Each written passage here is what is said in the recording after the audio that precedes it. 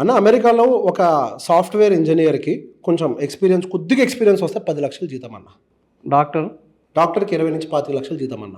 ఈ అమెరికాను వదిలేసేయండి, మిగతా దేశాలు కూడా చైనా, ఆ కంట్రీలో జపాన్, ఉన్నటువంటి సౌత్ కొరియా పర్చేస్ ప్యారిటీకి అనుకూలంగా ఉంటాయన్న. పర్చేస్ పవర్ ప్యారిటీ అని ఉంటుంది కదా, పీపీపీ అని అంటారు. దానికి అనుకూలంగా they are respected. Brains and profession and the dignity of labour is respected there.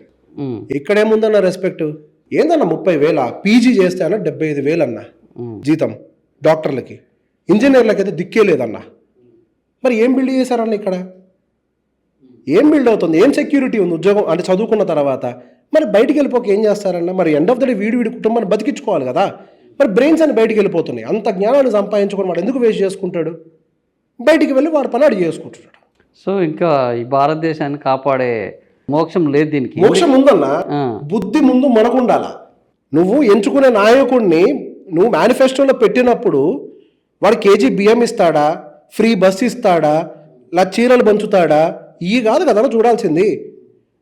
నీ పిల్లోడికి మధ్యాహ్నం బడికి వెళ్తే ఇంత ముద్ద పెడతాడా, 1000 రూపాయలు నోట్ ఇస్తాడా? ఇదన్నా చూసుకోవాల్సింది.